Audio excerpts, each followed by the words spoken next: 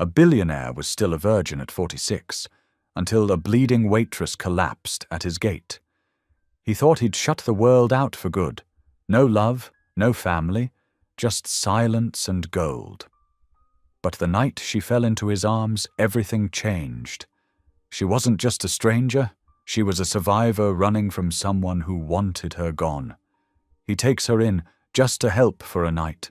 But one prayer, one act of kindness, starts a chain of miracles no one saw coming. As her little girl calls out for help miles away, his cold mansion becomes the only place where faith still burns. But when the world finds out, they'll call her a liar, a gold digger, a scam. He'll have to choose between his spotless reputation or the only love that ever felt real. What happens when a man who never let anyone in opens his gate to grace? Tell me in the comments where you're watching from right now, and if this story speaks to you, make sure you hit subscribe so you don't miss the next one. The morning light filtered through the tall windows of Lorenzo Westfield's Colorado estate, casting long shadows across the polished hardwood floors. At 46 years old, Lorenzo had achieved what most would consider the pinnacle of success. His renewable energy company dominated the American market, and his wealth afforded him every luxury imaginable. Yet, as he walked through the silent halls of his mansion, his footsteps echoing in the emptiness, that success felt hollow. The staff moved like shadows around him, their voices barely above whispers when they needed to communicate. They had learned over the years that their employer preferred the quiet, needed it even. The only sound that seemed to bring him any comfort was the steady tick-tock of his mother's antique grandfather clock, standing tall and proud in the main hallway. Lorenzo paused before it now, his fingers ghosting over its polished wood. The clock had been his mother's pride and joy, a family heirloom that had survived generations. Unlike him, who survived but didn't truly live. "Good morning, Mr. Westfield." Martha, his housekeeper of 15 years, murmured as she passed by with fresh linens. Her voice was soft, practiced in the art of being present yet unobtrusive. "Morning," he responded, his own voice rough from disuse. When was the last time he'd had a real conversation with someone? The board meetings and business calls didn't count. Those were transactions, not connections. He made his way to the breakfast room, where a single place setting awaited him. The morning paper lay folded beside his plate, the headlines blaring about his company's latest acquisition. Success after success, dollar signs and profit margins, that's what his life had become. The day passed, as it always did, in a blur of video conferences and spreadsheets. From his home office, Lorenzo could see the misty valley below, the mountains rising majestically beyond. It was beautiful. He knew that objectively. But he couldn't remember the last time he'd truly felt that beauty in his soul. As evening approached, storm clouds gathered over the peaks. Lorenzo watched them roll in from his study, the room growing darker with each passing minute. Thunder rumbled in the distance, and for some reason it stirred something in him. A memory of sitting with his mother during storms, her voice gentle as she read from her worn Bible. The rain started, first a gentle patter against the windows, then a steady drumming. Lightning flickered across the sky, illuminating the room in brief, harsh flashes. Lorenzo stood at the window, his reflection ghostly in the glass. "Lord," he whispered, surprising himself. How long had it been since he'd prayed? Since his mother's funeral? Since the day he'd decided that prayers went unanswered and faith was for those who couldn't make it on their own? But something in him broke open tonight, like the sky above. "Lord," he said again, louder this time, his voice shaking. "If there's still something left for me, if there's still hope." He swallowed hard, fighting against years of built-up walls. "Send it through my gates." The words hung in the air, feeling both foolish and profound. Lightning cracked again, closer now, bright enough to make him step back from the window. The thunder that followed was immediate and deafening. Lorenzo turned away, chiding himself for this moment of weakness. He was a businessman, not some character in one of his mother's beloved inspirational novels. Life didn't work that way. Prayers weren't answered with convenient timing, and miracles didn't just appear on doorsteps. Then he heard it. A scream, high and terrified, cut through the storm's fury. It came from the direction of his front drive. Lorenzo froze, his heart suddenly pounding. The scream came again, and this time he was moving, his feet carrying him swiftly through the house. He hardly noticed the startled looks from his staff as he rushed past them. At the front door, he hesitated for just a moment, his hand on the handle. The rational part of his mind told him to call security, to let them handle whatever was happening outside. But something else, something that felt suspiciously like his mother's guiding hand, pushed him forward. He threw open the door, and the storm hit him full force. Rain lashed at his face, and wind whipped his normally perfectly pressed shirt. Lightning flashed again, illuminating his circular driveway and the scene before him. The scream had come from somewhere beyond the gates, out where his private drive met the main road. Through the curtain of rain, he could see the faint glow of headlights, tilted at an odd angle. Lorenzo stood there, water soaking through his clothes, facing a choice. He could go back inside, call the authorities, and let them handle whatever had happened. That would be the sensible thing to do, the safe thing, the thing that fit with the careful, controlled life he'd built for himself. But he'd just prayed for, the first time in years, and somewhere in his heart, a long dormant voice whispered that this moment, this choice, mattered more than he could know. The rain continued to pour, and Lorenzo Westfield, Billionaire CEO, stood on his doorstep, letting the storm wash over him as he faced what felt like the most important decision he'd made in years. His mother's clock chimed inside, its familiar sound carrying even through the storm. And suddenly he knew what he had to do. He stepped out into the rain, each step taking him further from his safe, silent world and toward whatever, or whoever, waited beyond those gates. The wind howled around him, and another flash of lightning illuminated his path. For the first time in longer than he could remember, Lorenzo felt truly alive. Something was about to change. He could feel it in his bones, in the electricity in the air, in the way his heart raced with both fear and anticipation. He reached the gates, punching in the security code with trembling fingers. As they swung open, thunder rolled overhead, and Lorenzo squared his shoulders. Whatever he found beyond these gates, he knew with sudden certainty that his prayer had been heard. Whether this was answer or test, or perhaps both, remained to be seen. The gates finished their slow arc, and Lorenzo stepped through them, leaving behind the carefully ordered world he'd built for himself. The rain continued to fall, but now it felt less like punishment and more like baptism, washing away years of isolation and fear, preparing him for whatever lay ahead in the storm-dark night. Another scream pierced the darkness, closer now, and Lorenzo broke into a run. His expensive shoes slipped on the wet pavement, but he kept going. The headlights he'd seen from his doorway grew brighter, and now he could make out the shape of a car, its front end crumpled against one of the old oak trees that lined his drive. His heart pounded in his chest, each beat seeming to echo his earlier prayer. "Send it through my gates." Well, here he was, outside those gates for the first time in what felt like forever, running toward a stranger's cry for help in the middle of a storm. Lightning flashed again, and in that brief, brilliant moment, Lorenzo saw everything with perfect clarity. The car, steam rising from its damaged hood, the oak tree, its bark scarred from the impact, and most importantly, the figure moving inside the vehicle, desperate and afraid. This was it, the moment his evening prayer had led to. Whatever happened next would change everything, and Lorenzo Westfield, the man who had spent years hiding from life behind his wealth and walls, was finally ready to face it. Lightning illuminated the dark road as Lorenzo fumbled with his flashlight, its beam cutting through the sheets of rain.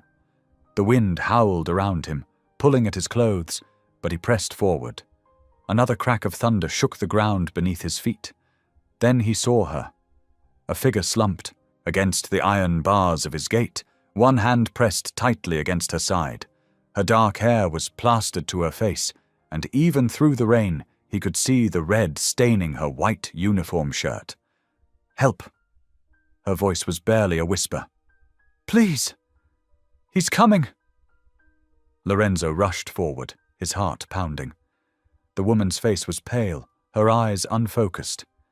She was young, probably in her late 20s, wearing what looked like a diner uniform. A name tag reading Rose was pinned crookedly to her shirt. "I'm here," Lorenzo said, kneeling beside her. "You're going to be all right." He shrugged off his jacket and wrapped it around her trembling shoulders. She tried to focus on his face. "I couldn't let him hurt Mrs. Jenkins. She's 72. Arthritis in her hands." Her words slurred together, pain etching lines around her mouth.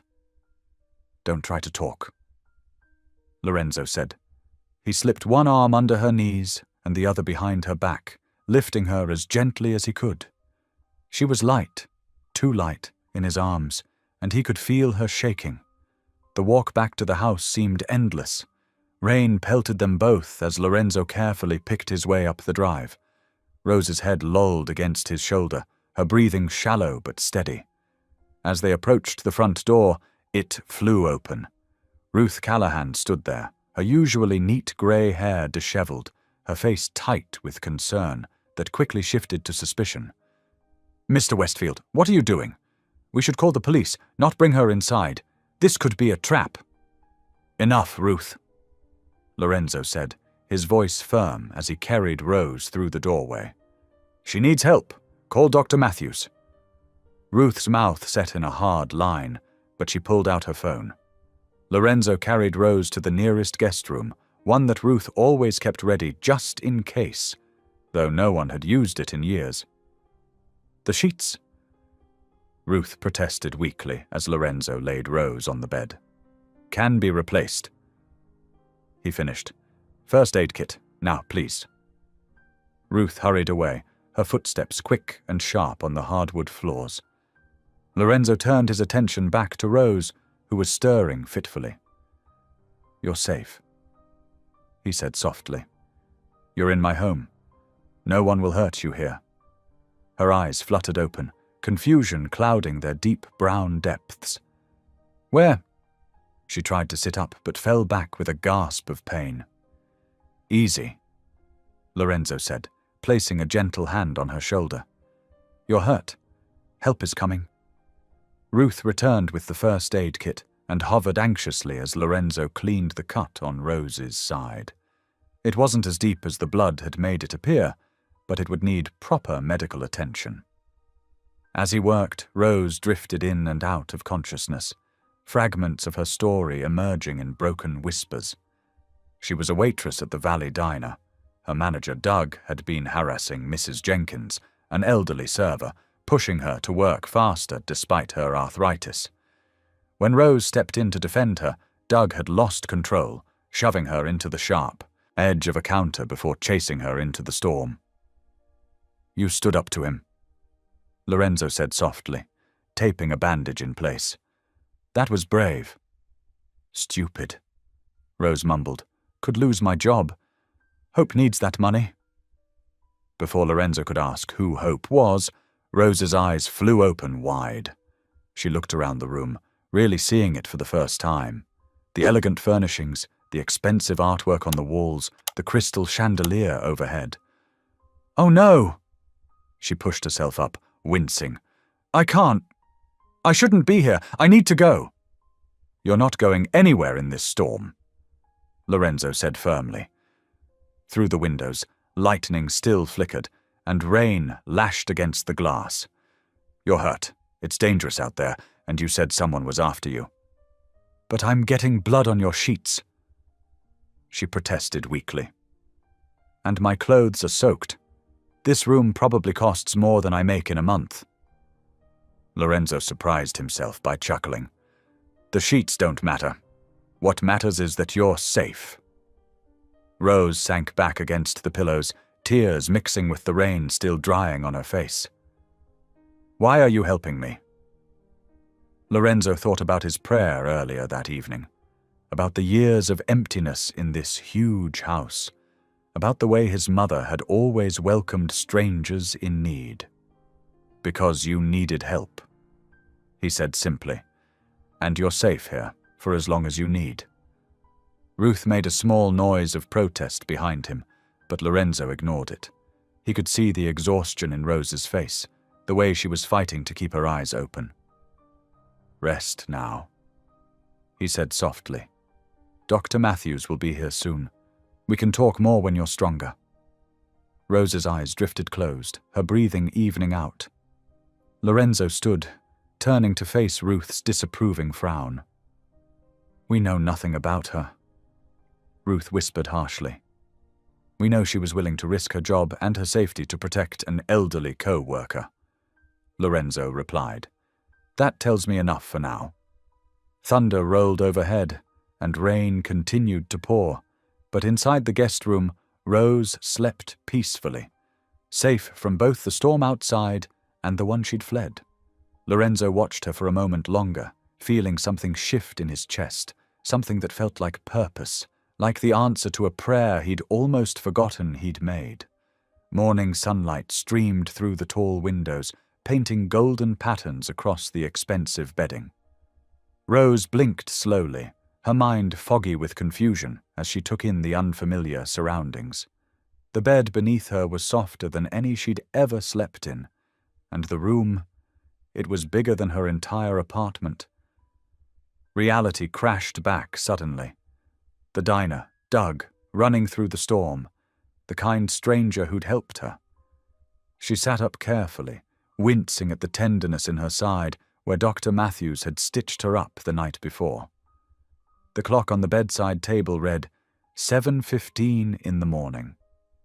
Hope would be waking up soon at her neighbor Mrs. Chen's apartment, wondering where her mama was. A gentle knock at the door made her jump. "Come in," she called, pulling the blankets up higher. Lorenzo Westfield entered, carrying a silver tray laden with breakfast. He moved with careful precision, as if afraid of startling her. "Good morning," he said softly. "I thought you might be hungry." "You didn't have to," Rose began, but her stomach growled loudly, betraying her. A slight smile touched Lorenzo's lips as he set the tray on the bedside table. "The doctor said you should eat to help with healing." He hesitated, then gestured to a chair near the bed. "May I?" Rose nodded, studying him in the morning light. He was tall and distinguished-looking, with silver threading through his dark hair at the temples. His clothes were obviously expensive, but he wore them with an unconscious ease that spoke of someone who rarely thought about such things. "How are you feeling?" he asked, settling into the chair. "Better, thank you." Rose looked at the tray. Fresh fruit, yogurt, toast, and what smelled like really good coffee. I don't know how to thank you for everything." Lorenzo shook his head. "No thanks needed. I'm just glad I could help." He paused, then added quietly, "It's been a long time since I've had a guest here. 10 years, actually." The admission hung in the air between them. Rose could feel the weight of loneliness in his words, see it in the careful way he held himself, as if unused to simple human interaction. 10 years is a long time to be alone, she said gently.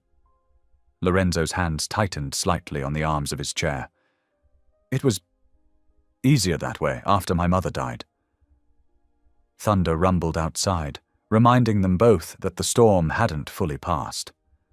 Rose reached for the coffee, taking a careful sip, "This is amazing coffee," she said, then smiled. "But I really should clean up and get out of your way. I don't take charity, Mr. Westfield." "Lorenzo, please," he corrected. "And it's not charity, it's hospitality, something my mother used to be famous for." His voice softened on the last words. Rose set down her coffee cup. "Tell me about her?" The question seemed to surprise him. He was quiet for so long that Rose thought he wouldn't answer. But then he spoke, his voice low and measured. "She was the heart of this house, always helping people, always believing the best of everyone. She kept her faith through everything, even at the end." He looked down at his hands. "I'm afraid I haven't honored her legacy very well." "Sometimes grief makes us build walls," Rose said softly. "I understand that better than most." Lorenzo looked up, a question in his eyes. Rose took a deep breath. "I work double shifts at the diner to support my daughter, Hope. Her father, well, let's just say he chose a different path. For a long time I was angry, hurt. I wanted to shut everyone out." She smiled slightly. "But then I'd look at Hope, see her smile, and remember that closing yourself off means missing out on all the good things, too." "How old is Hope?" Lorenzo asked. 7. She's my little artist, always drawing pictures, singing songs." Rose's face lit up talking about her daughter. "She says God sends good people when we need them most." Lorenzo was quiet for a moment. "Your daughter sounds wise beyond her years." "She is." Rose finished her coffee and pushed back the blankets. "Now please let me help clean up. I can't just lie here all day being waited on." Despite Lorenzo's protests, Rose insisted on at least carrying her breakfast tray to the kitchen. They spent the day talking as thunder rolled outside, their conversations flowing naturally from one topic to another. Rose told him about juggling work and single motherhood, about her dreams of maybe opening her own cafe someday. Lorenzo shared stories of his mother, of building his company from nothing, of the faith he'd once had that seemed to slip away with each passing year. As evening approached, Lorenzo surprised himself by asking Rose to join him for dinner. The dining room table was far too large for 2 people, so they ate in the smaller breakfast nook, where the storm-darkened windows made the space feel cozy rather than confining. Before eating, Rose folded her hands and bowed her head. "Would you mind if I say grace?" Lorenzo felt something catch in his throat. "Please," he managed. "Dear Lord," Rose prayed softly, "thank you for this food, for shelter from the storm, and for sending help when we needed it most. Bless this meal and the hands that prepared it. And Lord, please watch over my Hope tonight. Amen." "Amen," Lorenzo whispered, the word feeling both foreign and familiar on his tongue. As they ate, Lorenzo found himself watching Rose, the way she savored each bite, her genuine appreciation for the simple meal, her easy way of sharing stories and laughter. He couldn't remember the last time he'd enjoyed a meal this much, the last time he'd felt this present. The feeling that washed over him wasn't the sharp ache of loneliness he'd grown used to, but something different, a humbling awareness of how much he'd cut himself off from, how much he'd been missing. It was gratitude, he realized with surprise. Gratitude, and maybe something like hope. Rose caught him lost in thought and smiled gently. "Penny, for your thoughts?" "I was just thinking," Lorenzo said slowly, "that sometimes the greatest blessings come disguised as storms." As morning light filtered through dissipating clouds, Rose made her way to the vast kitchen where Ruth was organizing breakfast preparations. The older woman's posture stiffened slightly as Rose entered, her movements becoming more deliberate. "Good morning," Rose said softly. "Please, let me help. It's the least I can do after all the kindness I've been shown." Ruth's lips pressed into a thin line. "That's not necessary. You're a guest." "I'm a waitress by trade." Rose replied with a warm smile. "And my mama always taught me that capable hands shouldn't stay idle when there's work to be done." Something in Ruth's expression softened slightly at the mention of mothers and teaching. She studied Rose for a long moment before nodding toward a bowl of fresh berries. "Those need washing and sorting." Rose rolled up her sleeves and got to work, handling the delicate fruit with practiced care. As she worked, she began humming softly, an old hymn her grandmother used to sing. Amazing grace, how sweet the sound. From the doorway, unseen by either woman, Lorenzo paused in his morning routine. The gentle melody drifted through the air, stirring something deep within him. His mother used to hum that very same hymn while preparing Sunday breakfast. Ruth glanced at Rose, her efficient movements slowing slightly. "My mother used to sing that while she worked too. It's funny how some songs just live in our bones," Rose replied, setting aside the washed berries. "Would you like help with the pancake batter?" To Lorenzo's surprise, Ruth handed over the mixing bowl without protest. He watched as the two women fell into an easy rhythm, Rose measuring and mixing while Ruth heated the griddle. The kitchen, usually so silent and sterile, filled with quiet conversation and the occasional shared laugh. "Mr. Westfield likes his pancakes thin," Ruth instructed, hovering nearby as Rose poured the first one. "Lorenzo," Rose corrected gently. "He asked me to call him Lorenzo." She flipped the pancake with expert timing, revealing a perfect golden brown surface. Ruth's eyebrows rose slightly. "You've done this before?" 6 years at Sally's Diner," Rose confirmed. "I could probably flip pancakes in my sleep." As the morning progressed, Lorenzo noticed Ruth's stern demeanor gradually softening.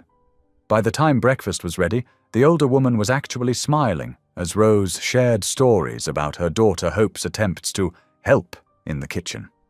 "She once decided to surprise me with breakfast in bed," Rose recounted, wiping down the counter. "Used food coloring to make everything purple. Purple eggs, purple toast, purple milk. Said it was princess breakfast." Ruth's laugh was genuine. "Sounds like quite the creative child." "She sees beauty everywhere," Rose agreed, then began humming another hymn as she worked. Lorenzo slipped away before they noticed him, his heart unusually full. The sound of hymns in his kitchen, the smell of fresh pancakes, the warm conversation, it all reminded him painfully of better days. Later that afternoon, while Ruth and Rose were preparing lunch, Lorenzo retreated to his study. He needed to catch up on work emails, but found himself distracted by memories of morning hymns and shared laughter. Rose, having finished helping Ruth, wandered the halls of the massive house. She found herself drawn to Lorenzo's study door, left slightly ajar. Meaning to thank him again for his hospitality, she knocked softly. When no answer came, she peered inside. The room was empty, but what caught her eye was the impressive wall of books behind his desk. As a lifelong reader who could rarely afford new books, she couldn't resist taking a closer look. Her fingers trailed along the spines, business texts, biographies, and then, partially hidden behind other volumes, a row of identical leather-bound journals. Something about their worn spines and carefully noted dates made her pause. Without thinking, she pulled one out, opening to a random page. The handwriting was younger, less controlled, but unmistakably Lorenzo's. December 15th. Mother says God never gives us more than we can handle, but I'm not so sure anymore. The silence is deafening.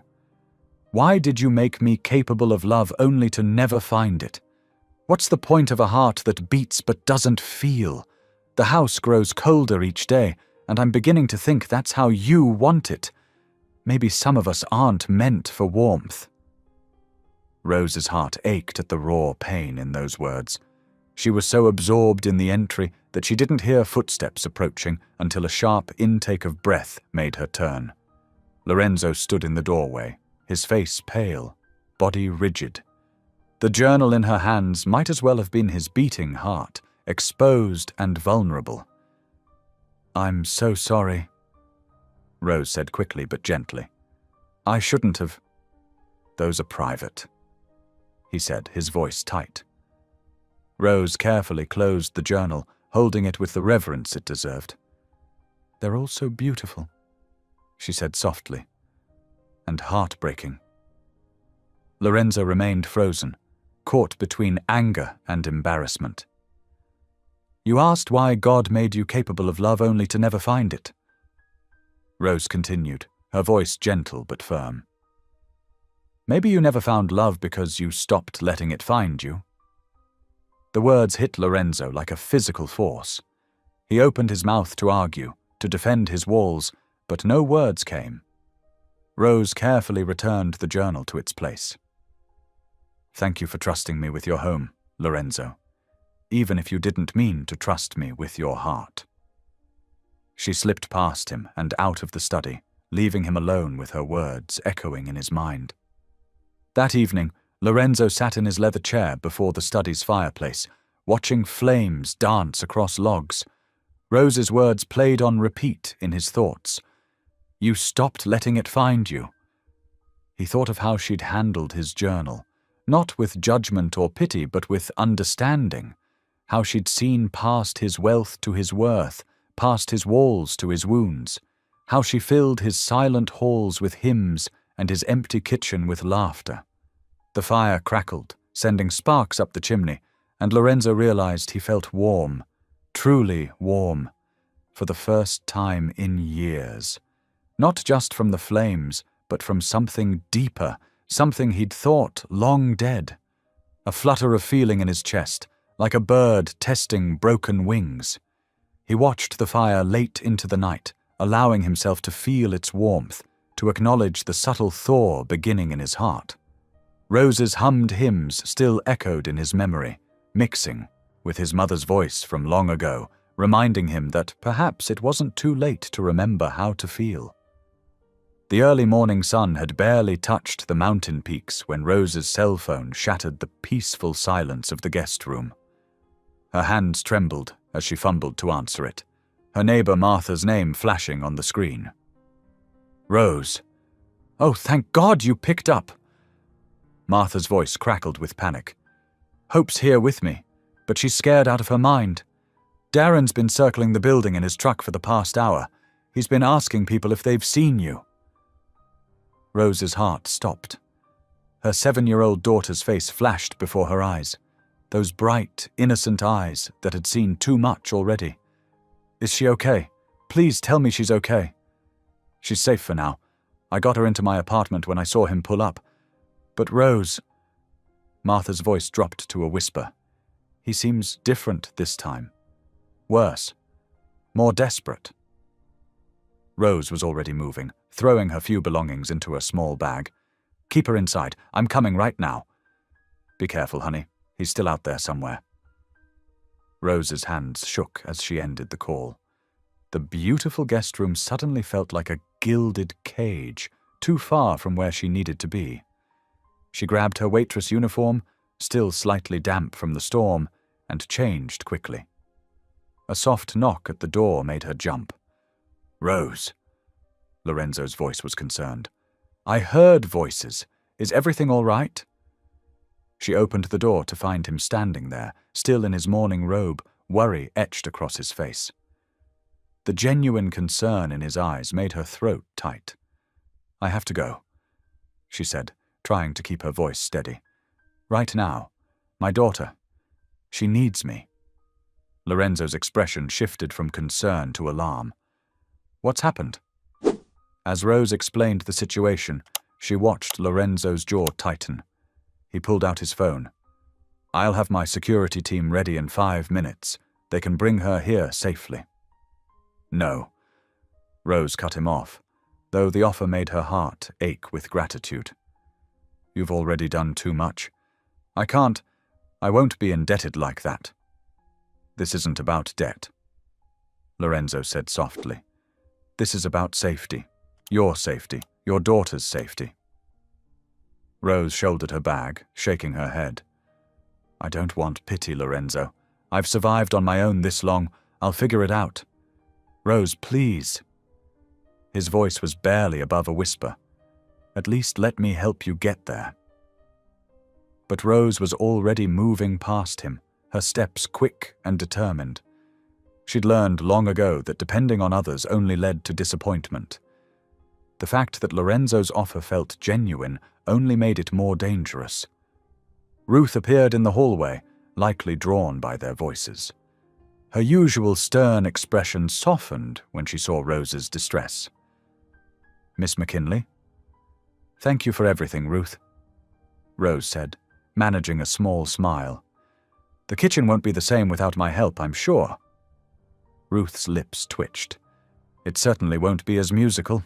Lorenzo followed Rose through the mansion's halls, his bare feet silent on the marble floors. At least let me drive you. I'll call a cab from the gate, Rose insisted, her pace never slowing. She couldn't let herself be swayed by his kindness. Couldn't let herself imagine what it would be like to accept his help, to let hope experience the safety of these walls. The morning air was cool and crisp as they reached the front drive. Lorenzo's security team stood at attention, clearly already informed of the situation. Rose wondered if Ruth had called them. At the gate, Lorenzo made one final attempt. You belong where grace takes you, he said softly, his words carrying on the morning breeze. Rose paused, her hand on the gate's cold metal. She turned back, taking in the mansion, the mountains, and the man who had shown her such unexpected kindness. For a moment she allowed herself to see the loneliness in his eyes, the way his hand gripped the gate post as if to stop himself from reaching for her. Thank you, she whispered, meaning it with every fibre of her being. Then she turned and walked away, her steps quick and determined despite her trembling knees. The gates closed behind her with a soft click that seemed to echo across the valley. Through the bars she could see Lorenzo still standing where she had collapsed that stormy night, his figure silhouetted against the rising sun. As Rose disappeared down the winding drive, Lorenzo remained motionless, his heart heavy with an unfamiliar ache. The morning air felt colder somehow, emptier. He closed his eyes, remembering the way she'd hummed while working, the gentle wisdom in her words about his journals, the strength that radiated from her despite her circumstances. For the first time in years, words of prayer came easily to his lips. Lord, he whispered, help me find her again. The sun continued its climb over the mountains, painting the valley in shades of gold and rose. But Lorenzo's mansion had never felt more like a tomb, its silence no longer peaceful, but oppressive. The warmth that Rose had brought with her, through her hymns, her laughter, her faith, seemed to seep away with every step she took down that mountain road. Ruth appeared silently at his side, her usual efficiency softened by concern. Sir, your morning meetings. Cancel them, Lorenzo said, his eyes still fixed on the spot where Rose had vanished. Cancel everything today. Ruth nodded, understanding in her eyes. She'd seen the change in him over these past days, the way Rose's presence had begun to crack the careful walls he'd built around himself. Now she watched as her employer, this powerful man who commanded billions with a word, stood helpless before an empty gate, his heart visibly breaking for a waitress who'd brought music back into his silent halls. The morning continued to brighten, but Lorenzo remained at the gate, his prayer a constant whisper on the wind. Help me find her again. 3 days felt like an eternity in the empty halls of Lorenzo's mansion. The familiar routines that had once brought him comfort now felt hollow, each hour marked only by the steady ticking of his mother's clock. On the first morning after Rose's departure, Lorenzo skipped his 7 o'clock board meeting. Instead, he found himself walking the misty grounds as the sun painted the mountains gold. His Italian leather shoes grew damp with dew, but he barely noticed. His mind kept returning to the way Rose had looked back at him through the gates, her eyes filled with a mixture of gratitude and regret. "Sir." Ruth's voice startled him from his thoughts. She stood on the terrace holding his tablet. "The board is waiting." "Tell them something came up," he said, his voice distant. "Reschedule." Ruth's eyebrows rose slightly, but she nodded. In all her years of service, she'd never known Lorenzo to miss a meeting without serious cause. Yet here he was, wandering the grounds like a ghost at dawn. The second day, Lorenzo spent hours in his study, pulling out his old prayer journals one by one. The leather bindings creaked as he opened them, releasing the musty scent of forgotten prayers. He found himself rereading passages Rose had discovered, seeing them through new eyes. His younger self's words struck him differently now. "Lord, why does wealth feel like chains? Why does success taste like ash?" His pen hovered over a blank page, but no words came. Instead, he remembered Rose's quiet voice at his dinner table, giving thanks for simple things. Shelter from the storm, a warm meal, kind hearts. How long had it been since he'd felt such genuine gratitude? By the third day, even his staff noticed the change in him. The usual precise schedule of meetings and calls fell into disarray. His chef reported that meals went untouched. The cleaning staff whispered about finding him asleep in his study chair, an old prayer journal open in his lap. "Mr. Westfield?" Ruth knocked gently on his study door that afternoon. "I found something you should see." She entered, carrying a small black cord. "The cleaning staff found this in the guest room. It appears to be Miss McKinley's phone charger." Lorenzo stared at the simple object, as if it were both precious and dangerous. "Did she leave any other belongings?" "No, sir, just this." Ruth hesitated, then added, "She did leave that number, just in case," she said. The paper with Rose's hastily scribbled phone number had been sitting on his desk for 3 days. He'd looked at it countless times, picked it up, put it down again. Now, holding her forgotten charger, he felt a sudden urgency. His fingers moved swiftly over his phone's keypad. The line rang once, twice, 3 times. Then voicemail. Rose's voice, warm but professional. "Hi, you've reached Rose McKinley. Please leave a message." Lorenzo cleared his throat. "Rose, it's Lorenzo Westfield. Your phone charger was found in the guest room. He paused, choosing his words carefully. "I hope you and Hope are safe.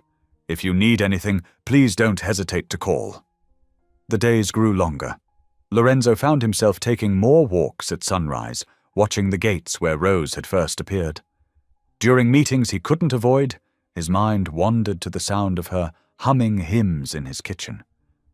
Each evening, he sat at his dinner table, the silence broken only by the ticking of his mother's clock. Ruth watched him with growing concern. She'd seen many women try to catch Lorenzo's attention over the years, each one drawn by his wealth and power. But Rose had been different.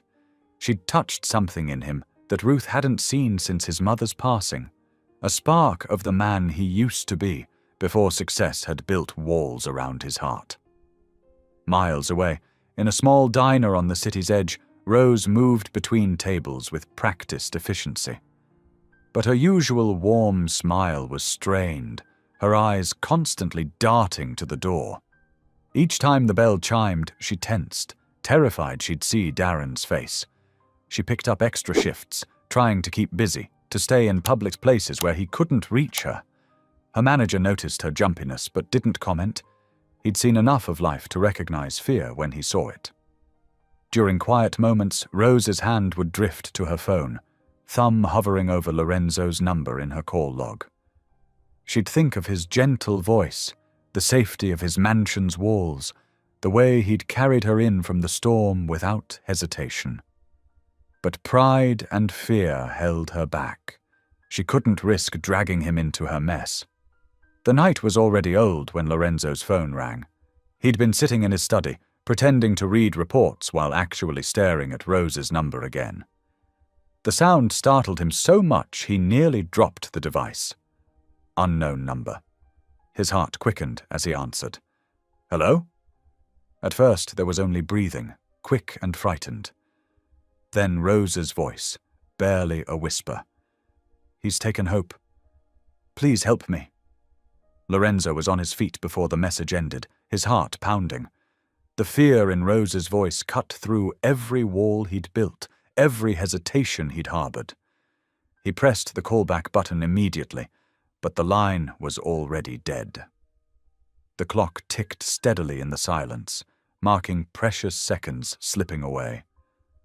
Lorenzo stared at his phone, Rose's terrified whisper echoing in his mind. Somewhere in the city, a little girl was in danger. Somewhere in the darkness, Rose was asking for his help. His finger hovered over the security team's number, ready to mobilize every resource at his disposal. The man who had hidden behind wealth and walls for so long was gone. In his place stood someone who had finally found something worth fighting for, not because of duty or obligation, but because grace had led him to this moment. Lorenzo's hands gripped the steering wheel as his SUV sped through the darkness, windshield wipers fighting against the heavy rain. His security team's vehicles followed close behind, their headlights cutting through the storm. The clock on his dashboard read 11:15 at night, each minute ticking away like thunder. "Faster," he whispered to himself, pressing the accelerator harder. Highway 14 stretched before him, slick with rain, and nearly empty at this hour. The small diner's sign glowed in the distance like a beacon, its neon lights reflecting off the wet pavement. As he pulled into the parking lot, he spotted Rose immediately. She stood under the diner's awning, arms wrapped tightly around herself, her waitress uniform still on from her shift. The sight of her made his chest ache. She looked so small, so vulnerable against the vast darkness of the night. Lorenzo jumped out of the SUV, not bothering with an umbrella. Rain soaked through his expensive suit as he rushed to her side. "Rose," he called softly, not wanting to startle her. She turned, and the look in her eyes nearly broke him. Fear had carved deep lines around her mouth, and her usual warmth had been replaced by raw terror. "Lorenzo," she whispered, her voice cracking. "I'm sorry, I didn't know who else to call." Without thinking, he reached for her hand. Her fingers were ice-cold against his palm, trembling like leaves in the storm. "We'll find her," he promised, squeezing gently. "I won't let you go through this alone." Rose's fingers tightened around his, seeking strength. "The police are looking, but—" She swallowed hard. "They say since Darren's her father, it's complicated. They're treating it like a custody dispute, not a kidnapping."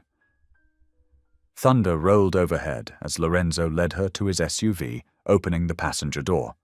His security team spread out around them, alert and watchful.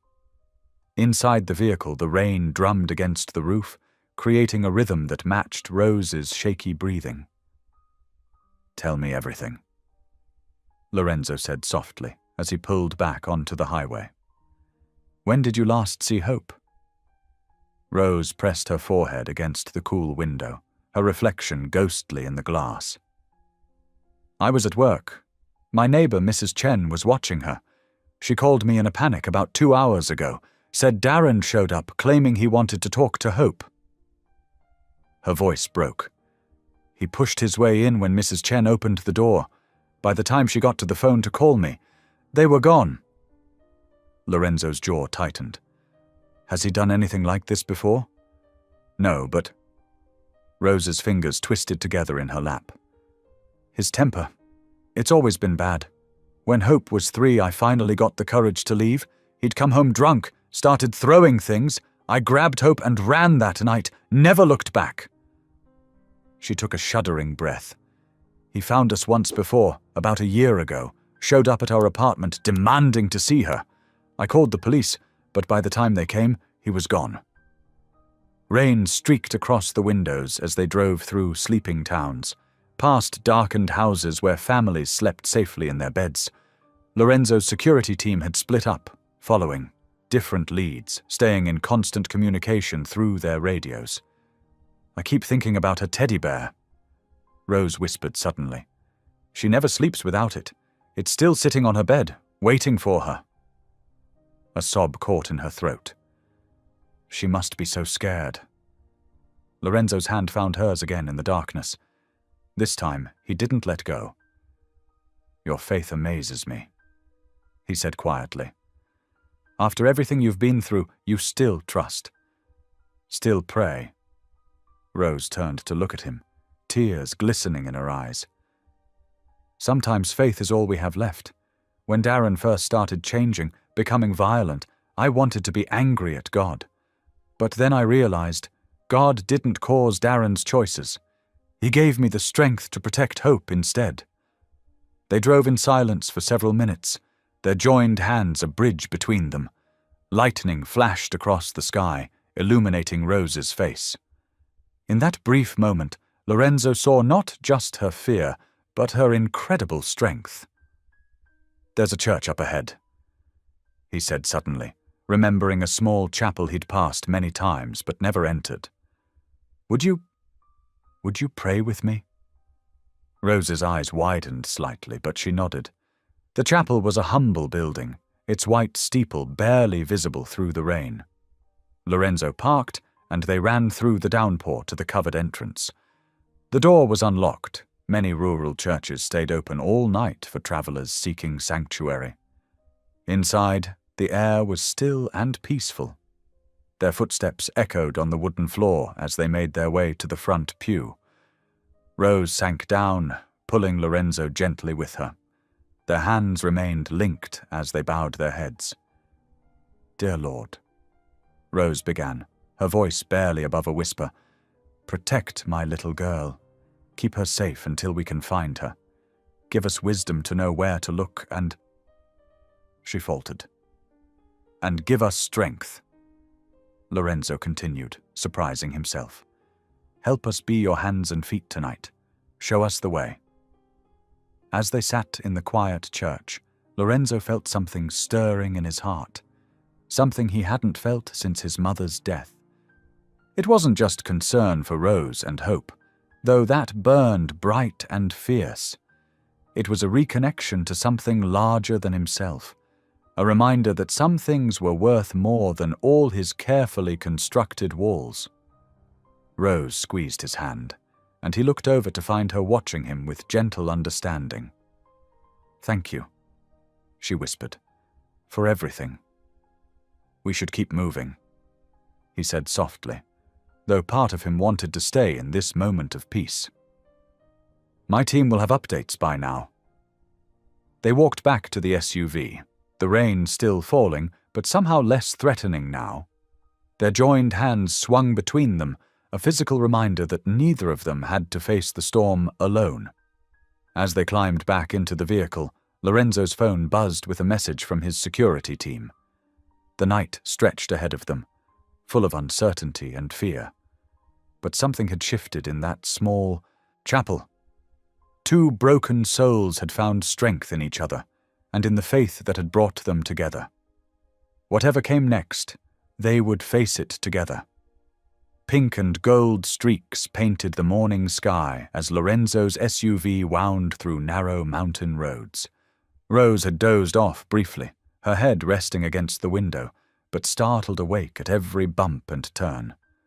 Lorenzo noticed her fingers continuously moving over the small silver cross she wore, her lips forming silent prayers. His phone rang, breaking the dawn's quiet. The number was unfamiliar. Mr. Westfield? A gentle male voice spoke. This is Pastor Elijah Carter from Grace Community Church in Pine Valley. I believe I have someone here you're looking for. Rose grabbed Lorenzo's arm, her eyes wide with hope. A little girl, the pastor continued, "showed up in our sanctuary early this morning. She's sleeping now, holding on to one of our brass crosses like it's her lifeline. Dark, curly hair, about 7 years old." "Hope," Rose whispered, tears streaming down her face. "Oh God, thank you." Lorenzo pressed harder on the accelerator, careful but urgent. "We'll be there in 15 minutes, Pastor. Please keep her safe." The small white church appeared around a bend, its steeple catching the first rays of sunlight. Lorenzo barely had the car in park before Rose was out, running toward the wooden double doors. He followed close behind, his heart pounding with an emotion he couldn't quite name. Pastor Elijah met them at the entrance, a kind-faced man in his 60s with silver hair and weathered hands. "She's right inside," he said softly. Poor thing was exhausted but wouldn't let go of that cross. They found Hope curled up on a worn wooden pew, her small form wrapped in what looked like the pastor's own cardigan. A brass cross from the altar lay tucked against her chest. Her face, even in sleep, showed traces of dried tears. "Hope?" Rose's voice cracked as she knelt beside the pew. "Baby, it's Mommy." Hope's eyes fluttered open. For a moment she looked confused, then her face crumpled. "Mommy!" She launched herself into Rose's arms, both of them crying now. "I knew you'd find me. I kept praying like you taught me." Lorenzo stood back, his own vision blurring as he watched them hold each other. Rose was on her knees, rocking Hope back and forth, whispering, "Thank you, God," over and over between kisses to her daughter's forehead. "Daddy was so angry." Hope hiccuped against Rose's shoulder. "He kept saying mean things about you. But I remembered what you said about God sending good people when we need them." She looked up then, noticing Lorenzo for the first time. Her eyes, so much like Rose's, studied him carefully. Rose pulled back slightly, smoothing Hope's tangled curls. "Are you hurt anywhere, baby? Did he—" She couldn't finish the question. Hope shook her head. "I ran away when he fell asleep. I remembered you saying churches are safe places, so when I saw the cross on top of this one," she clutched the brass cross tighter. "Pastor Elijah found me and gave me his sweater." The pastor stepped forward, placing a gentle hand on Rose's shoulder. "The police are on their way. They've already picked up Darren, found him passed out in his truck about 10 miles from here." Relief washed over Rose's face, but Hope's lip trembled.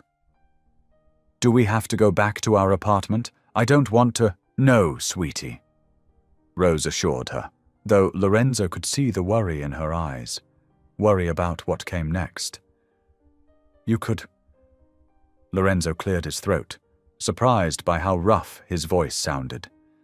He knelt down beside them, meeting Hope's curious gaze. "You could both stay at my house until things are happy again." Hope's eyes widened. The big house with the gate, where Mommy stayed during the storm? Lorenzo nodded, glancing at Rose. "If that's all right with your mother." Rose looked at him with such gratitude it made his chest ache. "Are you sure? We don't want to impose—" "Please, Mommy." Hope's small hand reached out, taking Lorenzo's larger one.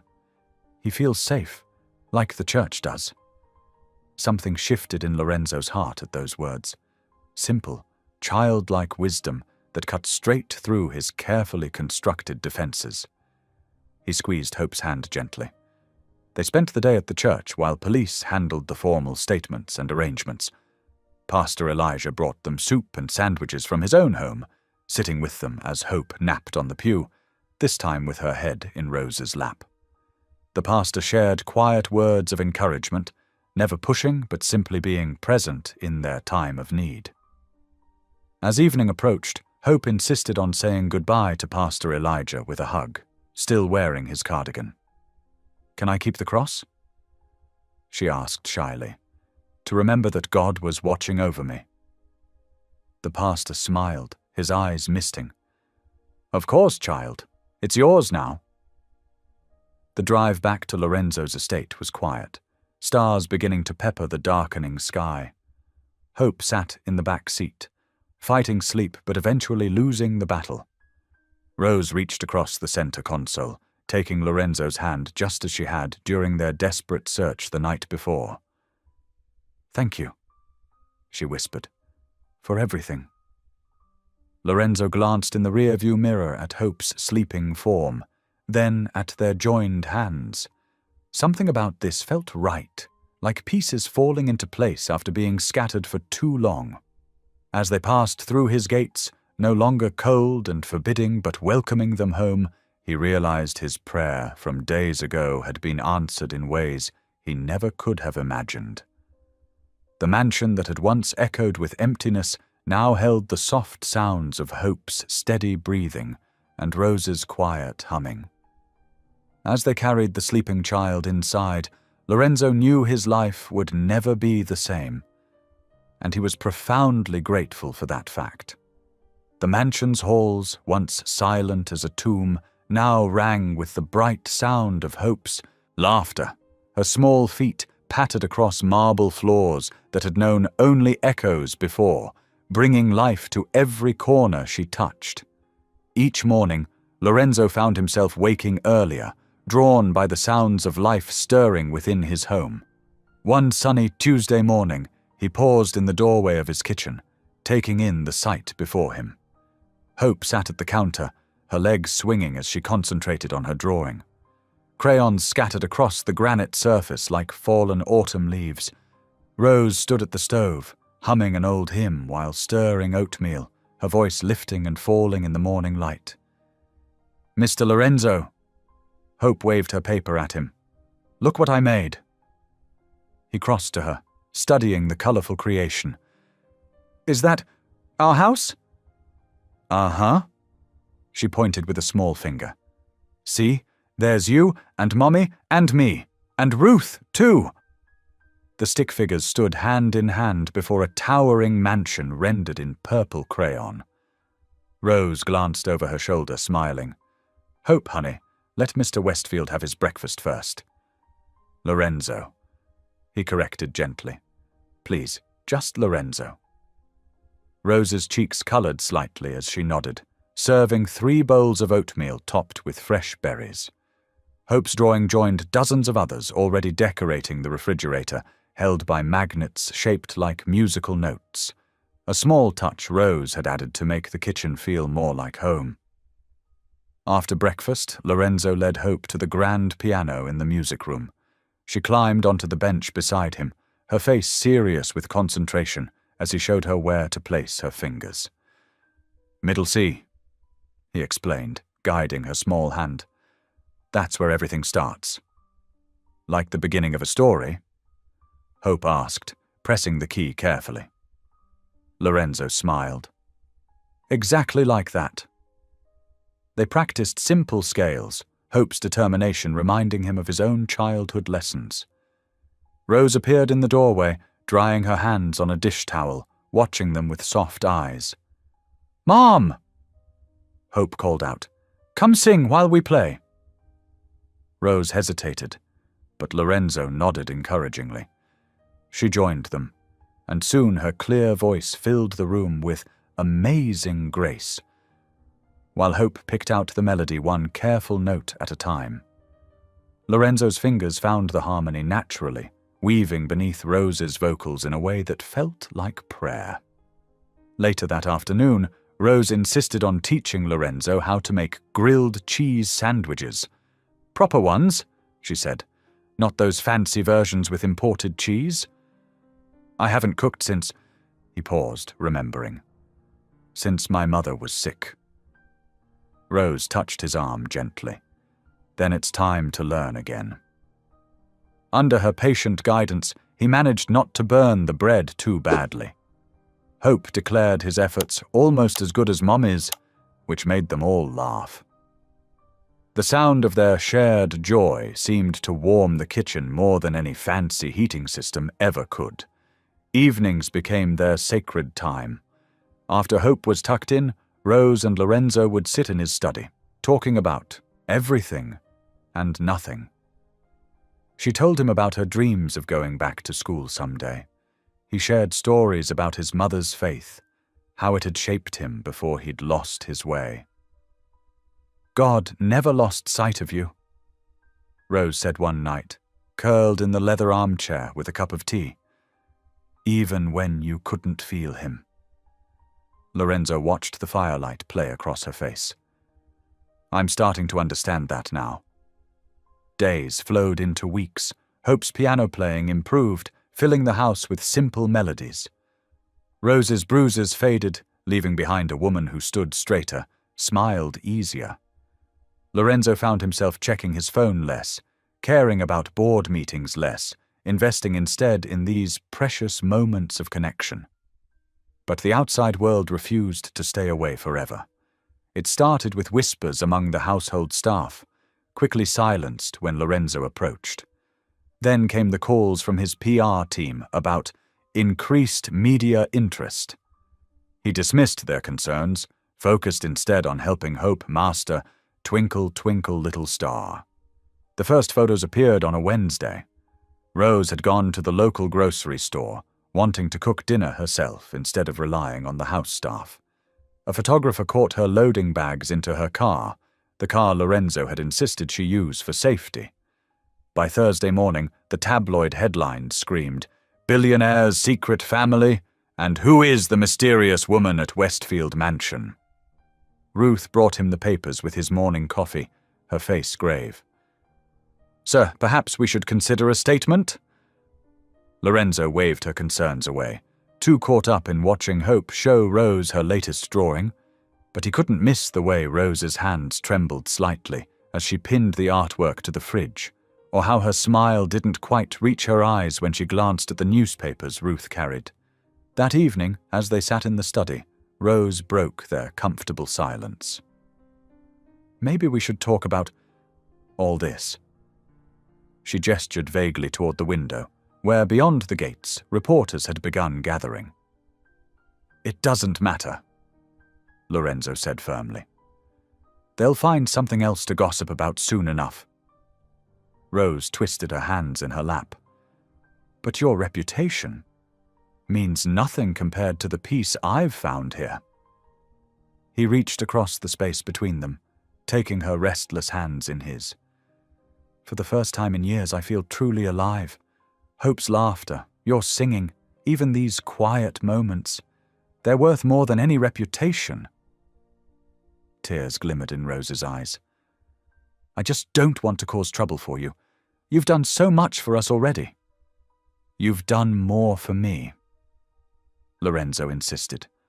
"You and Hope. You've brought God back into these halls. You've reminded me what it means to have faith, to trust, to—" He stopped, words failing him. Rose squeezed his hands, understanding in her silence. Neither of them noticed the camera lens catching their intimate moment through the study window, or knew how tomorrow's headlines would twist their simple joy into scandal. For now, they sat together in the warmth of the fire, while upstairs Hope slept peacefully, her newest drawing of their little family watching over her dreams. The house that had once been Lorenzo's fortress now stood as a testament to transformation. Where cold marble had reflected emptiness, now lay scattered toys and crayon marks. Where silence had reigned, music and laughter danced. And in the heart of it all, three souls were healing, finding in each other the very grace they'd been seeking all along. The morning sun couldn't pierce the dark clouds gathering over Lorenzo's estate. Within days, what had been their peaceful sanctuary erupted into a media circus. Reporters clustered at the gates like hungry vultures, their cameras flashing through the iron bars. "Billionaire virgin falls for Waitress single mom," screamed the headlines in bold red letters. Rose's hands shook as she read the morning paper, her coffee growing cold beside her. Each new story seemed crueler than the last. "Gold digger or guardian angel?" another tabloid questioned, alongside a grainy photo of her shopping at the local grocery store. "Mummy?" Hope's small voice carried across the kitchen.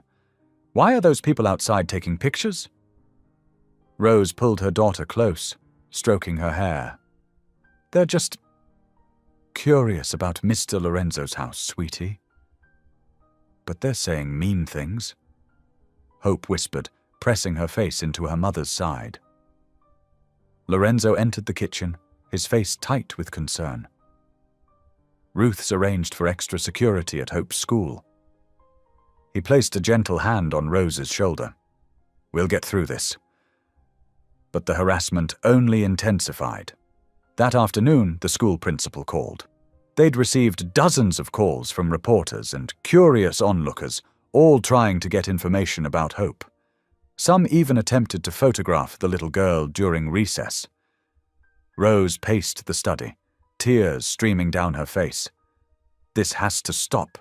I can't let Hope go through this." "We'll hire private tutors," Lorenzo suggested, reaching for her hand. "We can protect her here." "Here." Rose's voice cracked. "Lorenzo, look at what I'm doing to your life. Your company's stock dropped 10 points yesterday because of these rumors." "Numbers don't matter," he insisted. "Not anymore. But your reputation is worth nothing compared to what we've found here." He drew her close, his voice soft but firm. "You and Hope. You've brought life back to these halls. Back to me." Still, the headlines grew more vicious. Anonymous sources claimed Rose had orchestrated her attack to gain Lorenzo's sympathy. Others suggested she was using Hope to manipulate him. Each new story felt like a physical blow. Lorenzo's PR team begged him to distance himself, to release a statement clarifying that Rose was simply a guest during a difficult time. Instead, he called a press conference. Standing before a wall of microphones and flashing cameras, Lorenzo spoke from his heart. "6 months ago, I prayed for God to send something meaningful through my gates. He answered with Rose and Hope McKinley." His voice grew stronger. "If showing kindness to a mother and child is suspicious, then perhaps we've lost our way. If love is a scandal, I accept every headline."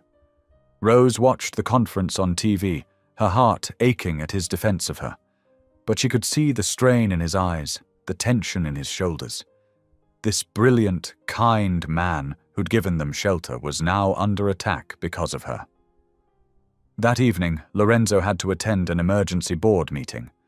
Before leaving, he found Rose in the music room, watching Hope practice piano. "I'll be back in a few hours," he promised. "Maybe we can all have hot chocolate when I return. Hope's favorite?" Rose nodded, forcing a smile. But inside, her decision was already made. After tucking Hope into bed for what she knew would be the last time in this beautiful house, Rose sat at Lorenzo's piano. Tears fell onto the keys as she wrote her letter. "Dear Lorenzo, you opened your gates to us when we needed shelter from a storm. You showed us kindness without asking anything in return. You gave Hope a safe place to laugh and play. But now I'm the storm in your life, bringing chaos to your peace. You deserve better than headlines and scandal. You deserve the quiet joy you had before we arrived. Thank you for showing us that good people still exist. Thank you for reminding me what it feels like to trust again. But I can't watch you sacrifice everything you've built just because you're too kind to turn us away. You deserve peace. I only bring storms." She packed their few belongings quietly, called a taxi, and slipped out through the service entrance where no reporters waited. Hope stirred only briefly as Rose carried her to the car, mumbling something about saying goodbye to Lorenzo. When Lorenzo returned home 3 hours later, the mansion was dark. His footsteps echoed through silent halls. No piano music, no child's laughter, no soft singing from the kitchen. He found Rose's letter on the piano, the paper still damp with her tears. The same clock that had kept him company through years of solitude now ticked loudly in the crushing silence. Lorenzo sank onto the piano bench, holding Rose's letter to his chest, surrounded once again by all his wealth and none of the warmth that had made it feel like home. Outside, rain began to fall, but this time there would be no desperate knock at his gate, no chance to offer shelter, no opportunity to say all the things his heart had finally learned to feel. The mansion's halls stretched before him, empty once more. But now the silence felt different, not like the peaceful solitude he'd once embraced, but like a void waiting to be filled. Every room held echoes of Hope's laughter, traces of Rose's grace. Their absence felt heavier than any loneliness he'd known before. In the kitchen, Hope's drawings still decorated the refrigerator. In the study, Rose's teacup sat on the side table where she'd left it. These small remnants of their presence made their absence even more profound. Lorenzo walked to the window of his study, pressing his forehead against the cool glass. The rain fell harder now, and somewhere out there, Rose and Hope were facing another storm alone. Because they thought they were protecting him. Because the world had convinced them they weren't worthy of the love they'd brought into his life. The ticking clock marked each moment of this new silence, each second taking them further away from the home they'd created together. The morning sun crept through the mansion's windows, casting long shadows across empty halls that seemed to mock Lorenzo's solitude. He moved from room to room like a man in a trance, calling out names that no longer belonged there. Rose. His voice echoed off marble floors. Hope? Each step revealed another reminder of what he'd lost. In Hope's temporary bedroom, crayon drawings still decorated the walls, cheerful scenes of sunshine and flowers, stick figures holding hands. One showed 3 people standing in front of what looked like his mansion. A tall man in a suit, a woman with a bright smile, and a little girl between them. Written in wobbly letters across the top were the words, "My new family." Lorenzo's hands trembled as he carefully removed each drawing, preserving them as if they were priceless masterpieces. In many ways, they were. The kitchen still held traces of Rose's presence, a cookbook left open to a recipe for chocolate chip cookies, a coffee mug with a lipstick mark on the rim, Hope's favorite cereal bowl in the dish rack. He couldn't bring himself to move any of it. Ruth found him there as morning light flooded the kitchen. He sat at the counter, Rose's letter spread before him, his eyes red and hollow from a sleepless night. Without a word, she placed a gentle hand on his shoulder, a gesture so unlike her usual businesslike manner that it nearly broke him. "She's gone, Ruth," he whispered. "They're both gone."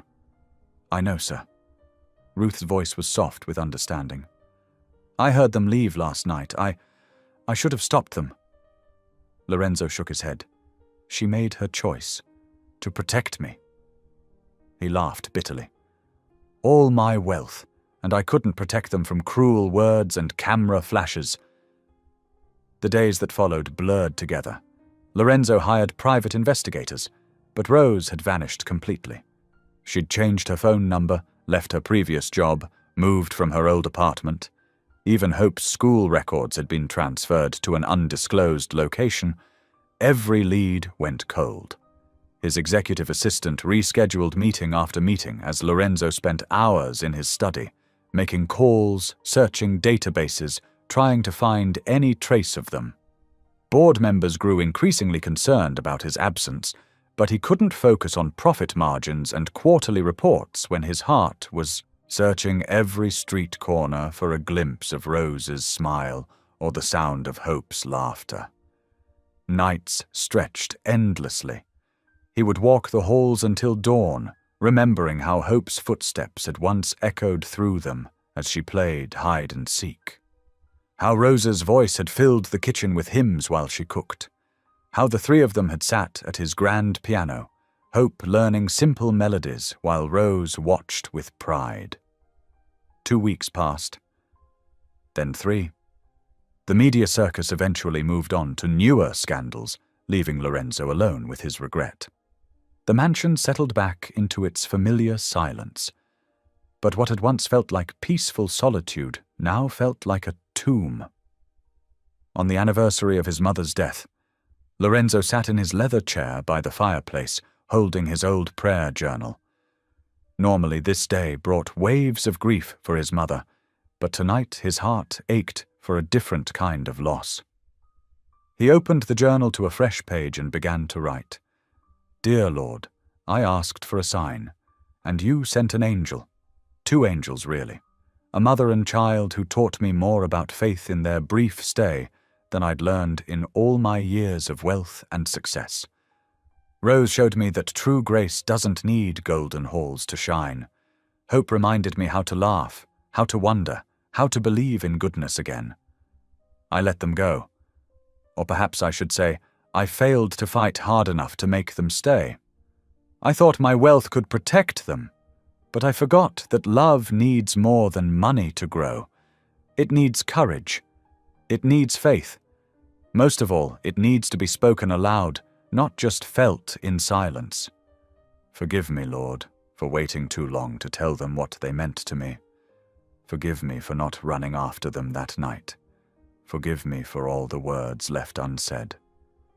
Lorenzo closed the journal slowly, his vision blurred with tears. The fire crackled softly as he whispered into the empty room, "If love ever returns, I won't shut the gate again." Ruth appeared silently in the doorway, holding a tray with tea. She'd been doing this every year on this date, ever since his mother passed. But tonight, seeing him broken in a different way, she set the tray down and did something unprecedented. She sat in the chair opposite him. "Your mother would have loved them," she said quietly. "Especially Hope. That child had her same laugh." Lorenzo looked up, surprised. Ruth rarely spoke of his mother. "She would have told you to fight for them." Ruth continued. "Sarah never did believe in letting fear win over love." "I didn't just lose them, Ruth," Lorenzo admitted. "I lost my chance to become the man they helped me remember I could be. The man who believes in more than bank accounts and board meetings." Ruth stood, straightening her apron with dignity. "Then perhaps, sir, that's the man you need to become anyway, with or without them here to see it." She left him with that thought, her footsteps fading down the hall. Lorenzo turned back to the fire, watching flames dance across logs that would eventually burn to ash. Everything ends, he thought, but some things, if you're brave enough to fight for them, can begin again. The clock on the mantel ticked steadily, marking time in a house that felt frozen between what was and what could have been. Outside his window, stars sparkled in the clear night sky, the same stars that might be shining down on Rose and Hope wherever they were. He hoped they were safe. He hoped they were warm. Most of all, he hoped they knew that somewhere, in a mansion full of gold but empty of joy, a man was learning to pray again because of them. 2 weeks dragged by like years. Lorenzo Westfield stood before his bedroom mirror, adjusting his black tie with trembling fingers. The charity gala invitation had sat on his desk for months. Another obligation, another evening of calculated smiles and practiced small talk. But tonight felt different. His reflection showed a man changed, thinner, paler, with shadows under his eyes that spoke of sleepless nights. "Sir." Ruth appeared in the doorway. "The car is ready." He nodded, unable to find words. The drive into Denver passed in silence, city lights blurring past his window like stars falling. The venue, the grand ballroom at the Riverside Hotel, blazed with photographers' flashes and the sparkle of evening gowns. Lorenzo stepped out of his car, straightening his shoulders despite the weight pressing down on them. Inside, conversations hushed as he entered. Whispers followed him like shadows. The scandal might have died down in the papers, but here, among society's elite, it still simmered. He caught fragments of murmured comments. Living with that waitress. Reputation in tatters. What was he thinking? The event coordinator, Mrs. Helena Mitchell, approached with a practiced smile. "Mr. Westfield, we're so pleased you could join us. You're scheduled to speak after dinner about your company's charitable initiatives." He hadn't prepared a speech, hadn't even thought about one. But as he sat through the 5-course meal, barely tasting the food, words began forming in his mind. Not the carefully crafted corporate message he usually delivered, but something raw and true. The television cameras were rolling when he finally stood at the podium. Hundreds of faces looked up at him, waiting for the polished billionaire they knew. Instead, they saw a man stripped of pretense.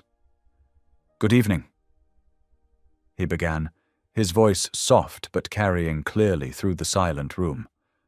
"I'm supposed to talk about numbers tonight, about tax benefits and charitable giving, about how wealth can solve problems if we just write big enough checks." He paused, looking down at his hands gripping the podium.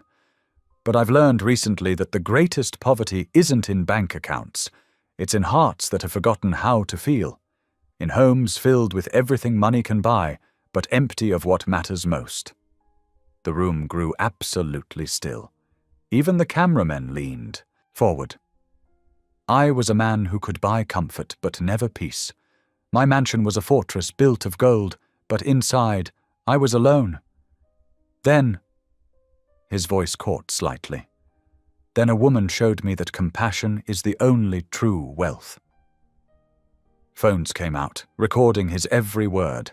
In the back of the room, Mrs. Mitchell was frantically signaling her staff. This wasn't the expected speech about corporate responsibility. She worked double shifts serving coffee. She prayed before every meal, even when the meal was simple bread. She showed kindness to everyone, even to a bitter man who'd forgotten how to receive it. Her daughter? He smiled faintly, remembering Hope's drawings on his refrigerator. Her daughter filled my empty halls with laughter.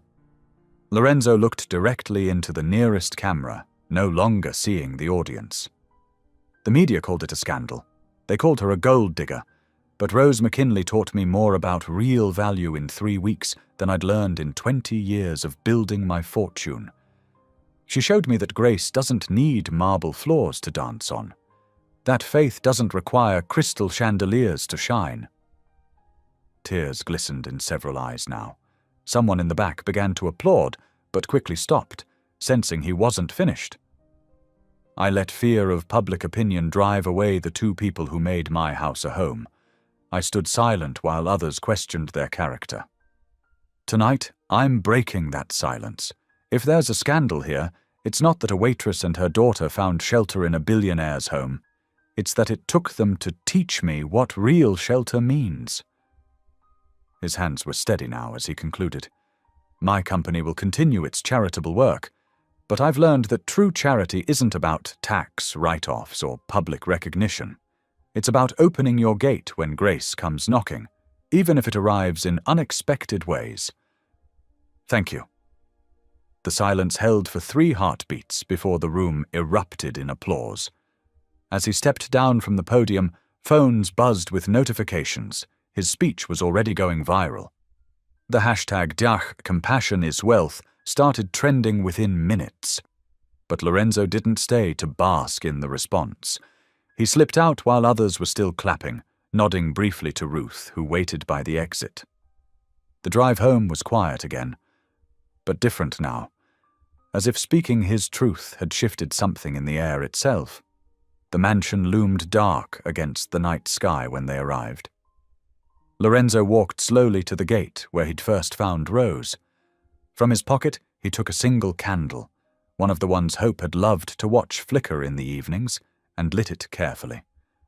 The small flame danced in the gentle breeze as he placed it securely by the gate. Standing there, remembering how Rose had collapsed in this very spot, he whispered into the wind, "Come home." The words carried no command, only longing. Only hope. Only truth.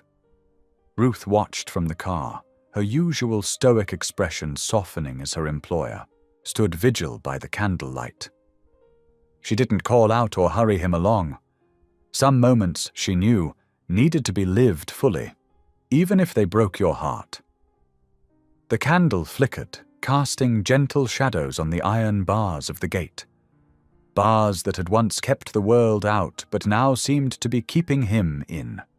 Lorenzo stayed there until the flame burned low, then turned and walked back into his empty home, leaving the light to guide whatever grace might pass by in the night.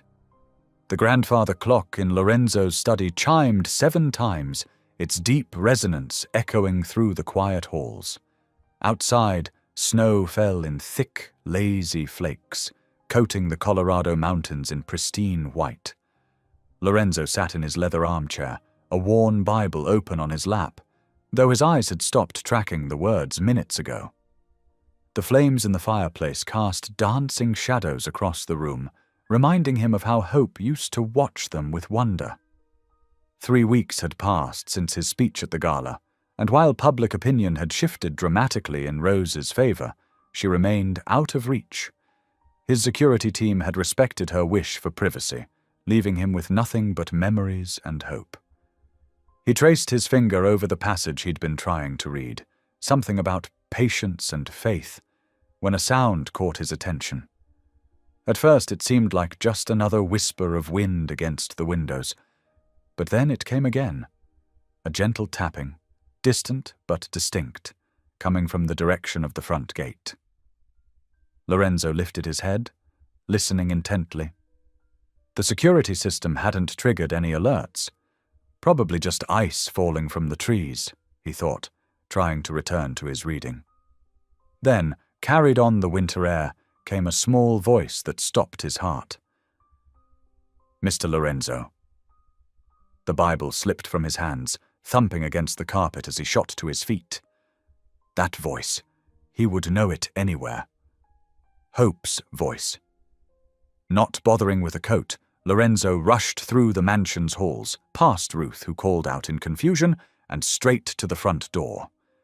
His hands trembled as he pulled it open, letting in a gust of snow-laden wind.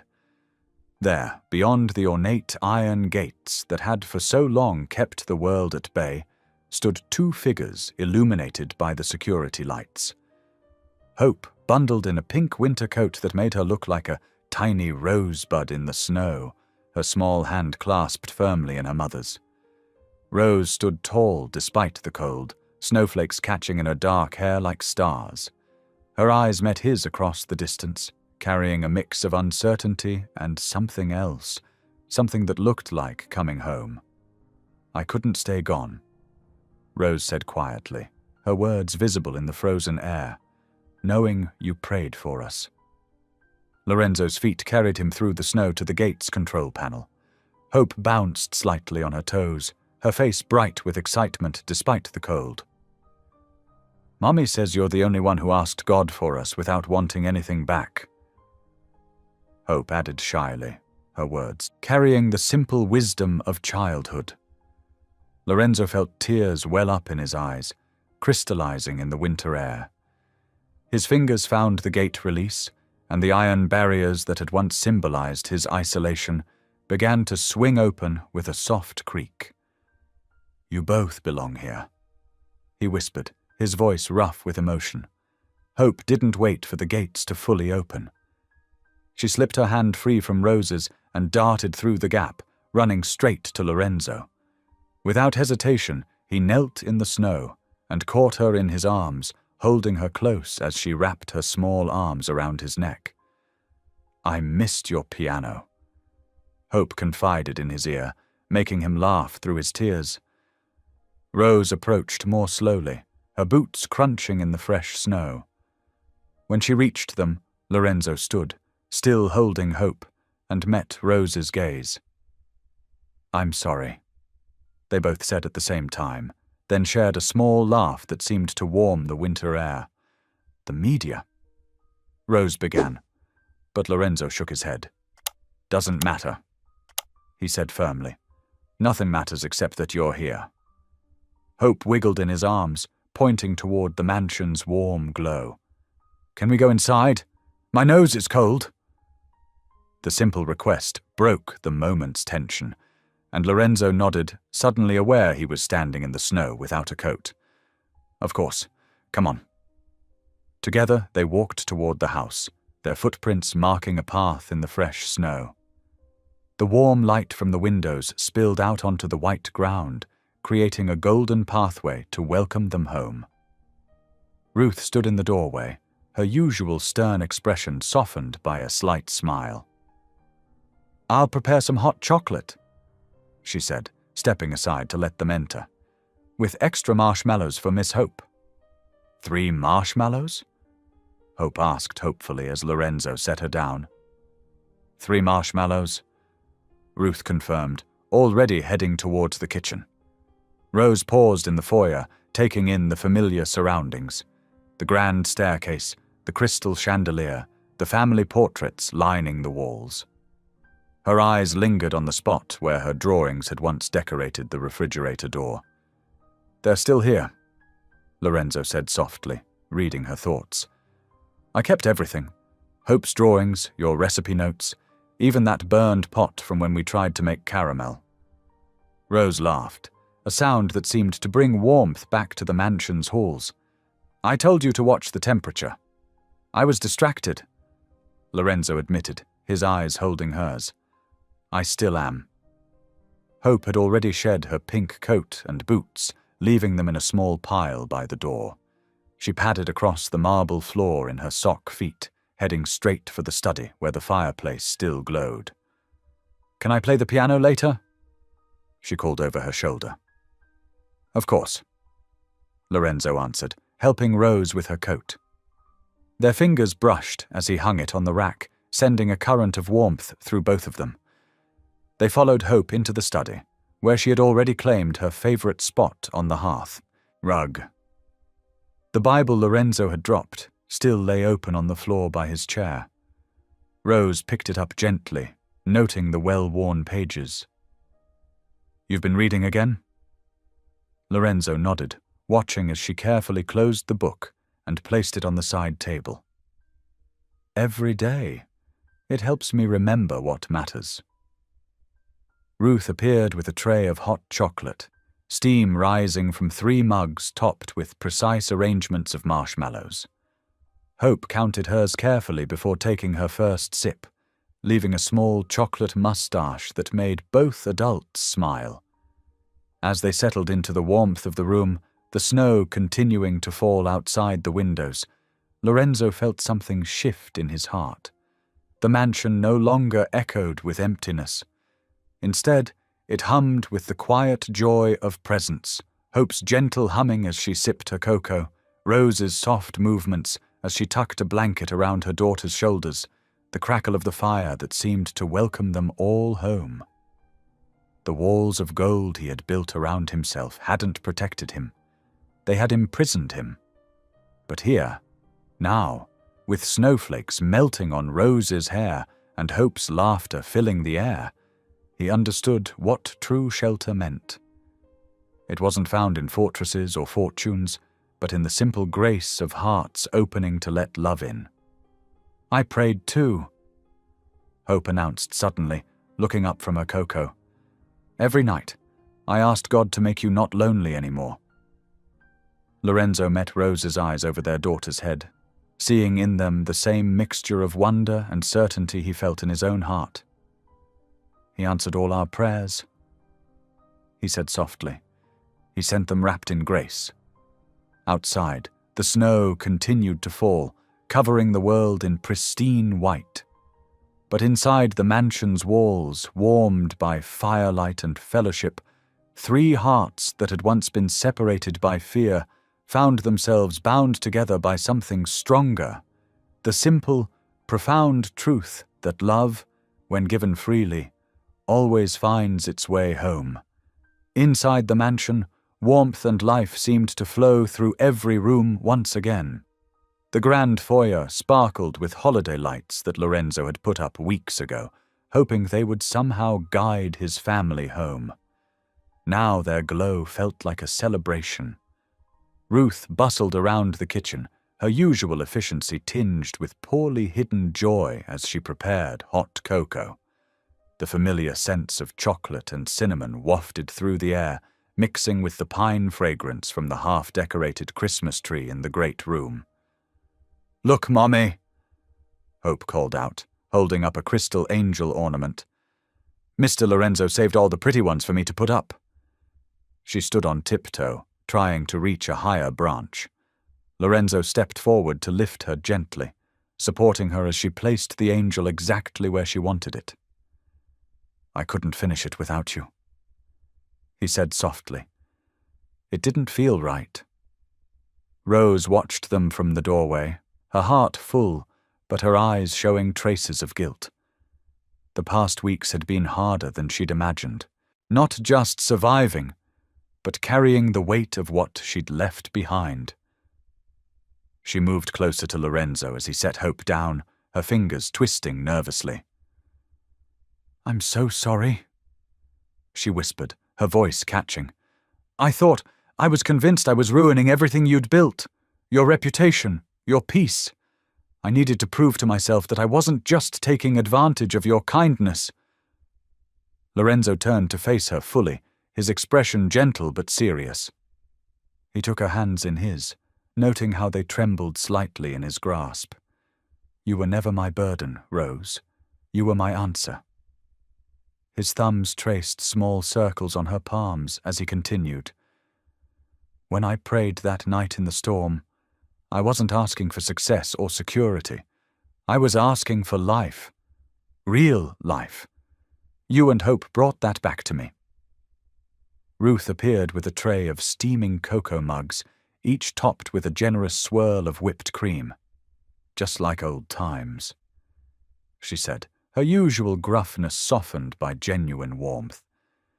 "Though this time, I hope you're all staying put." Hope abandoned her decorating to claim her mug, carefully carrying it to the plush rug near the fireplace. "We are staying, aren't we, Mummy?" she asked, her face serious over her whipped cream mustache. Rose looked up at Lorenzo, seeing in his eyes everything she'd been afraid to hope for: love, acceptance, and the promise of belonging. "If that's what Lorenzo wants," she said softly. "What I want," Lorenzo replied, his voice thick with emotion, "is to love you both, properly and patiently, for as long as you'll let me." He squeezed her hands gently. "I love you, Rose McKinley. Not because you needed help or because you changed me, but because you showed me what grace really looks like." Tears spilled down Rose's cheeks as she smiled. "I love you too," she whispered. "I tried not to. Tried to be practical and strong, but—" Lorenzo drew her closer, one hand rising to cup her cheek. In the firelight, with Hope humming Christmas carols nearby and Ruth pretending not to watch from the doorway, they shared their first kiss. It was gentle and reverent, a prayer of gratitude made flesh. When they parted, Hope clapped delightedly, making them both laugh. The sound echoed through the mansion, chasing away the last shadows of loneliness from its corners. Later that night, after Hope was tucked into her old bed and Rose had fallen asleep reading in the library, Lorenzo stood by the window, watching the snow fall. The grounds glittered under the moonlight, transformed into something magical and new. He closed his eyes, his heart overflowing with gratitude. "Thank you," he whispered, "for not just giving me love, but for giving me a family born from grace, for teaching me that the greatest wealth isn't what we own, but who we cherish." The snow continued to fall outside, each flake a tiny miracle of perfect design. Inside, the mansion had become what it was always meant to be, not a monument to success, but a home where love could grow and faith could flourish. Tonight, its walls held not gold, but something far more precious: the sound of family, the warmth of belonging, and the quiet certainty that grace, when given room to work, could transform even the coldest places into sanctuaries of love. Spring painted the Colorado Valley in vibrant colors. turning Lorenzo Westfield's once austere estate into a haven of new life. Purple crocuses and yellow daffodils dotted the rolling lawns of what was now known as the Gracegate Foundation, their faces turned toward the warming sun. "Mommy, look! The roses are blooming." Hope's voice carried across the garden she'd helped plant last fall. Her 7-year-old hands had insisted on placing each bulb herself, guided by Lorenzo's patient instructions. Now she darted between the neat rows, her sundress fluttering like butterfly wings. Rose looked up from her desk in the Foundation's main office, formerly Lorenzo's study. Where intimidating mahogany and leather once dominated, now soft, natural light streamed through unveiled windows.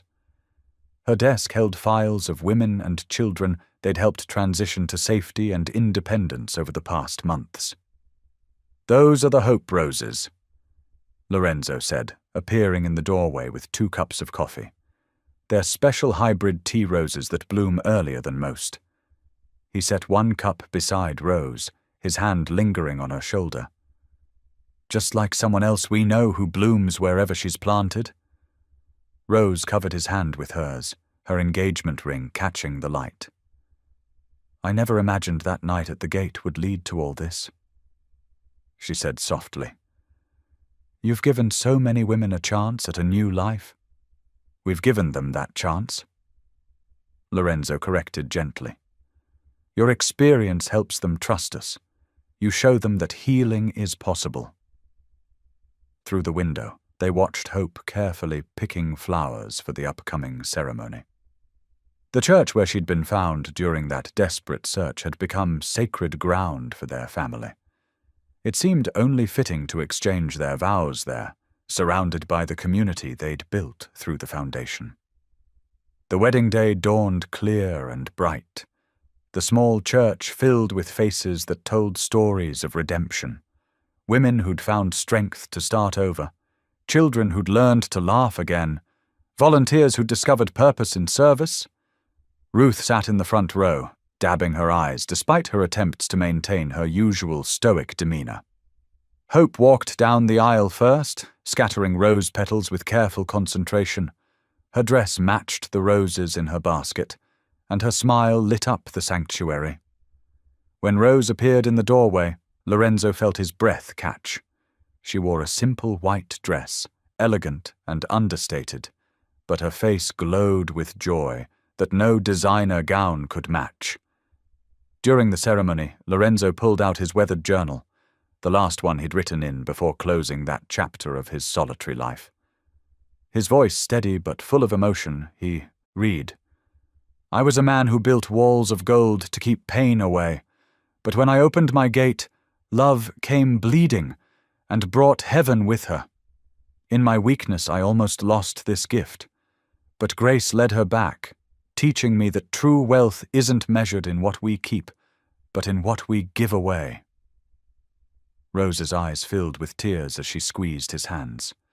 The pastor smiled warmly as he pronounced them husband and wife, and Hope rushed forward to embrace them both before they could even kiss, making the congregation laugh. As dusk settled over the valley that evening, the 3 of them walked hand in hand down the gravel path toward home. The Foundation's gate, the same one where Rose had collapsed that stormy night, stood wide open, its iron scrollwork softened by climbing roses. Hope skipped between them, humming the wedding march. The sky painted itself in brilliant shades of pink and gold, as if nature itself celebrated their union. Lorenzo looked at his family, the brave woman who'd taught him to trust love again, and the child who'd shown him how to find wonder in simple things. The gate that had once served as a barrier now stood as a symbol of welcome, its open doors inviting others to find the same grace that had transformed their lives. Thank you for being here. If something in this story stayed with you, I'd love to see you again. Subscribe, and tomorrow I'll bring you another story crafted with heart.